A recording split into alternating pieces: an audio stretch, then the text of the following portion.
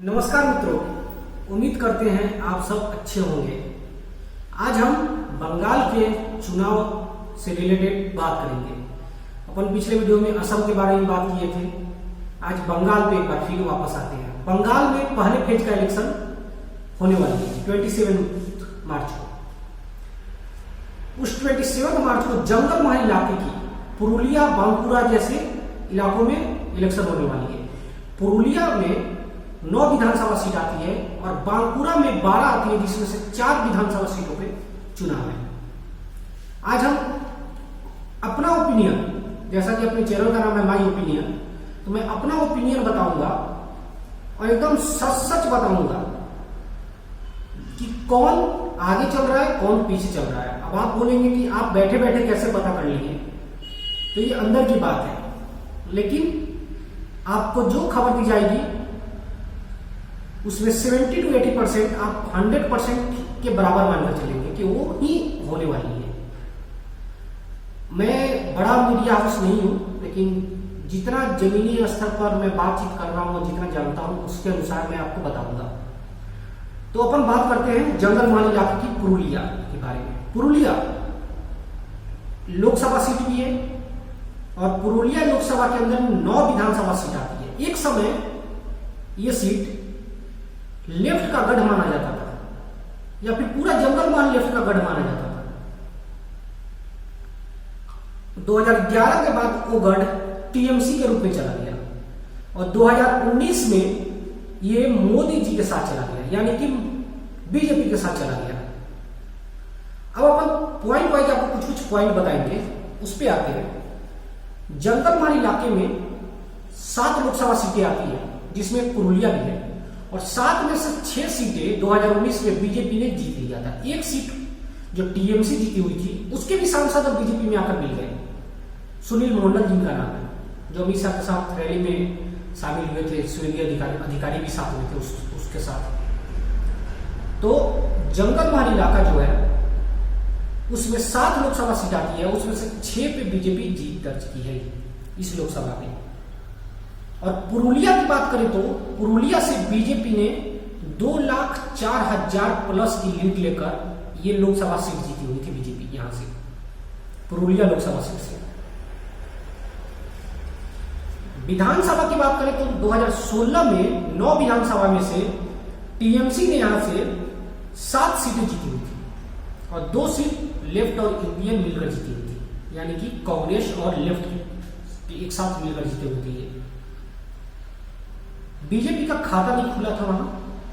TMC ने, जैसा मैंने आपको बताया कि पहले ये लेफ्ट का गढ़ था, उसके बाद टीएमसी का ये गढ़ बन गया। तो टीएमसी ने यहां एक तरह से मानिए क्लीन स्वीप ही हुआ। 9 में से 7 जीता टीएमसी ने, क्लीन स्वीप ही माना जाता है एक तरीके से। तो लोगों का जो वहां पर स्तर है, लोगों का बात करने का तरीका जो है, वो थोड़ा डिफरेंस है। डिफरेंस क्या है मैं आपको बताता हूं। वहां पे जो वोटिंग पैटर्न है वो पूरी तरह चेंज हो जाएगी, ऐसा वहां के लोगों का कहना है। लोग कह रहे हैं ये स्टेट का चुनाव है, 2019 में देश का चुनाव था तो मोदी के साथ हो गए हम लोग। लेकिन 2021 का जो विधानसभा इलेक्शन है वो स्टेट का चुनाव है, इसलिए यहां पे हम इस बार वोटिंग पैटर्न पूरी तरह चेंज हो जाएगी और इसलिए कुछ वोट जो है वो बट भी सकती है, क्योंकि लेफ्ट भी यहाँ पूरी पुरजोर के साथ लड़ाई कर रही है, यानी कि लड़ रही है, अपनी कैंडिडेट अच्छे उतारे हैं। और जैसे कि मैंने वीडियो इस पे नहीं बनाया था, लेकिन लेफ्ट जो है इस बार अच्छे कैंडिडेट दिए हैं और बीजेपी की कैंडिडेट लिस्ट बहुत गंदी है, क्योंकि बीजेपी ने तो अपने 150 कैंडिडेट बाहर ही आए हुए कैंडिडेटों को दे दिया है।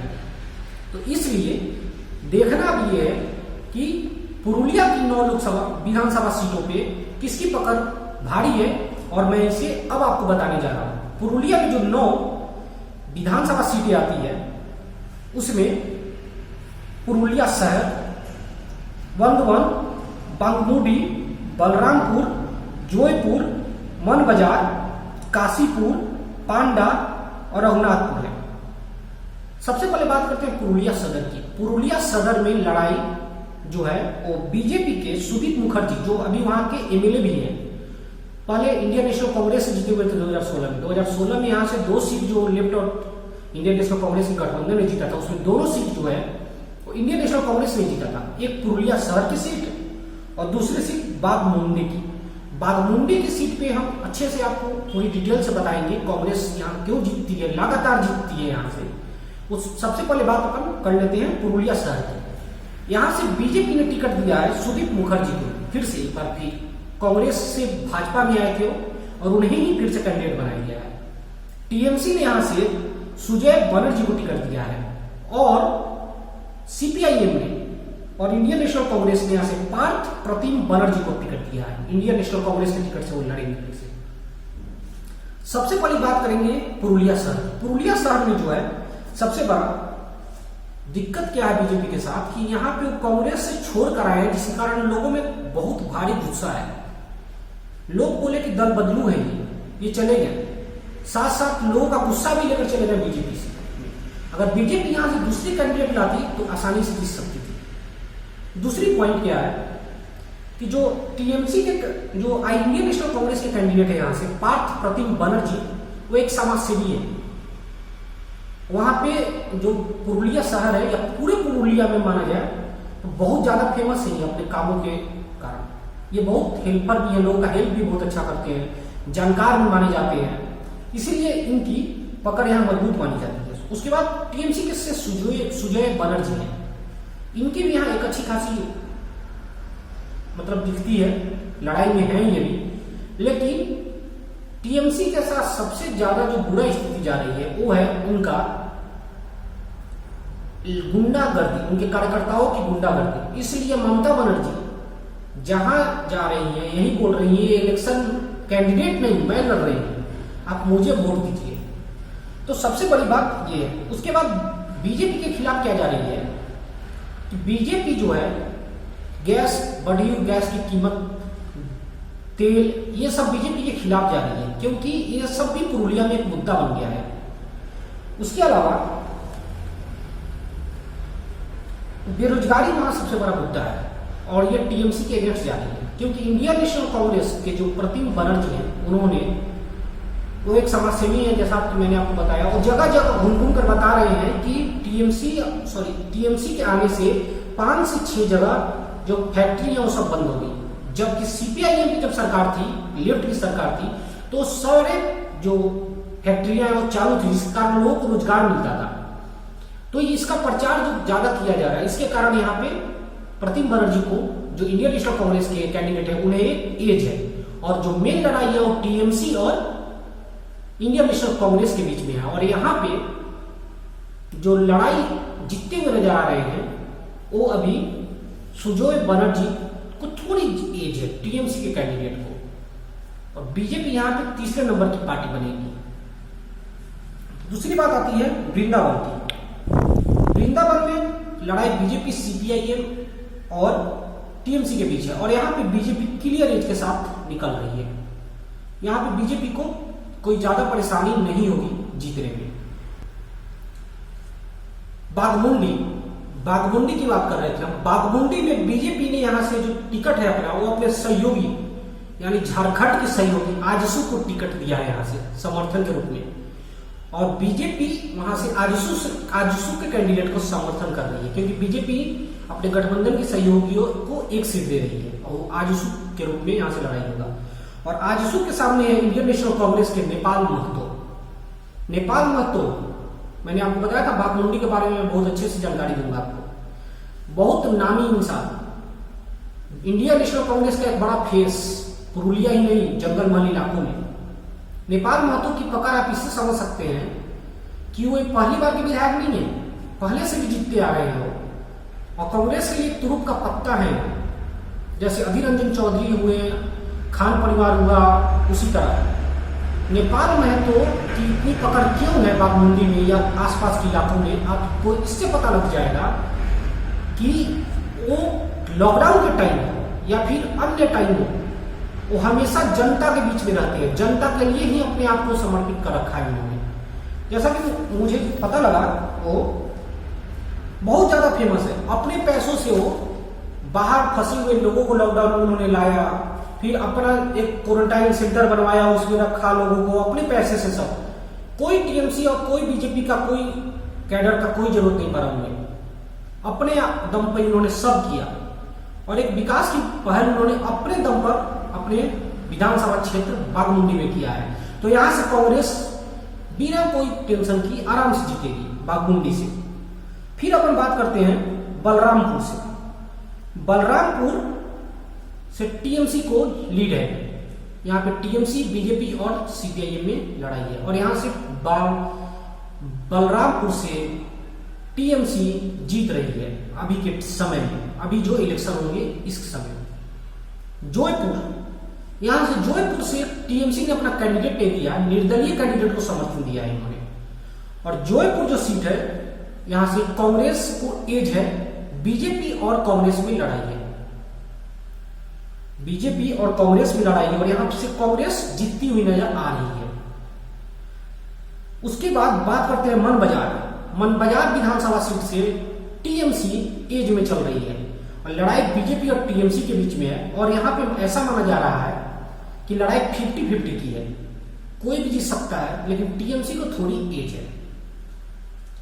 काशीपुर, पांडा और रघुनाथपुर, लास्ट के 3 जो विधानसभा सीटें हैं, तीनों में बीजेपी एक हेवी मार्जिन से जीत सकती है। सबसे बड़ी बात यह है कि यहाँ पे तीनों विधानसभा सीट पे, तीनों सटे हुए हैं और तीनों विधानसभा सीट पे इंडिया नेशनल कांग्रेस लड़ाई में ही नहीं है, यानी सीपीआईएम लेफ्ट लड़ाई में ही नहीं है तीनों। यहाँ तीनों जगहों पर बीजेपी बड़ी मार्जिन से जीत रही है, क्योंकि टीएमसी के कार्यकर्ता की गुंडागर्दी, कटमनी की जो प्रॉब्लम है, उसके कारण वहां की आम पब्लिक परेशान हो चुकी है। सबसे बड़ी प्रॉब्लम यहाँ कटमनी की है। लॉकडाउन में जो पैसे मिले, तिरपाल देना था, पैसे देना था, चावल देना था, सब इन्होंने टीएमसी के कार्यकर्ताओं ने अपने में बांटकर इसे सब खा गए। तो यहाँ पे तीनों जगह पे आसानी से आपको जीतते हुए नजर आ रहे हैं बीजेपी के कैंडिडेट। एक और बड़ी बात है, ये तीनों जो जगह है नीचे मैंने जो आपको बताया कि काशीपुर, पांडा, रघुनाथपुर, ये तीनों जगह पे बीजेपी गांव में एक बेहतरीन स्थिति पैदा कर दी है जय श्री राम का नारा का। यहाँ पे मोदी जी भी रैली करने आए थे, योगी आदित्यनाथ भी रैली करने आए थे और गांव में जय श्री राम का नारा चला गया है, जिसके कारण ममता बनर्जी को थोड़ी ज्यादा प्रॉब्लम का सामना करना पड़ रहा है। अब देखना ये है 9 में से कितनी सीटें कौन जीतती है। मेरा अनुमान जो है उसमें से बीजेपी 4 सीटों पे और एक रघुनाथपुर लगा लीजिए 5 सीटों पे, 2 सीटों पे टीएमसी और 2 सीटों पे जयपुर और बागमुंडी पे कांग्रेस आगे चल रही है 9 में से। ये मेरा अपना पर्सनल ओपिनियन है, मेरा पर्सनल ओपिनियन है। अब बात करते हैं यहाँ की समीकरण की। महतो जाति यहाँ पे सबसे ज्यादा माने जाते हैं। महतो जाति यहाँ पे 50% से ज्यादा आबादी है महतो जाति की।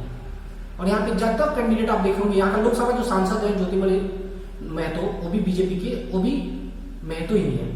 विधानसभा में देखिएगा तो ज्यादातर महतो ही यहाँ से लड़कर जीतते आते हैं। महतो की आबादी ज्यादा है। आदिवासी, उसके बाद आदिवासियों की बारी आती है, क्योंकि पूरे जंगल महल में मानकर चलिए आप आदिवासी भरे हुए हैं। और यहाँ पे जो है आदिवासी दूसरे नंबर पे आते हैं। महतो को ओबीसी में लाने के लिए तीनों प्रमुख पार्टियां यानी बीजेपी, लेफ्ट और टीएमसी ने वादा किया है। महतो जाति अपने आप को ठगा हुआ महसूस कर रही है, क्योंकि टीएमसी भी 10 सालों से सरकार में थी, 34 सालों से सीपीआईएम और लेफ्ट की गठबंधन भी सरकार में थी, कांग्रेस भी कभी इनके साथ टीएमसी के साथ गठबंधन में थी, फिर भी इन्हें ओबीसी का दर्जा नहीं मिला। इस बार सारी पार्टियों ने इन्हें ओबीसी में डालने का वादा किया हुआ है। अब देखना है मोदी, योगी आदित्यनाथ, बीजेपी या फिर कांग्रेस और ममता बनर्जी की रैली का कितना फायदा होता है, क्योंकि ममता बनर्जी बांकुरा और पुरुलिया में एक हफ्ते तक लगातार डटकर रैली की हुई है। इसका कितना फायदा होगा, क्या होगा, कैसा होगा, हम आपको जरूर बताएंगे एक इलेक्शन होने के बाद जो अपना नया पोल आएगा उसमें। अभी तत्काल पुरुलिया में 9 विधानसभा सीटों में से 5 पे बीजेपी, 2 पर टीएमसी और 2 पर कांग्रेस आगे चल रही है। ये बात न भूले कि 9 में से 9 सीटें बीजेपी ने 2019 के लोकसभा चुनाव में जीती हुई थी। 9 की 9 सीटें पुरुलिया की जो विधानसभा है उसमें से 9 पे लीड थी बीजेपी की, लेकिन इस बार जो हमारा अपना ओपिनियन है उसमें 5 पे आगे चल रही है। तब तक के लिए आप हमारा वीडियो देखें, कमेंट करें, आप बताइए हमें कि आपके राय से कौन सी सीट पे आगे कौन हो सकता है। आप हमारा वीडियो लाइक करें, सब्सक्राइब करें, हमारी गलतियां हम उसको बताएं कि आप कुछ गलत कर रहे हैं, कुछ गलत बोल रहे हैं, हम उस पर सुधार करेंगे, काम करेंगे। तब तक के लिए आप हमें मौका दें। नमस्ते, जय हिंद।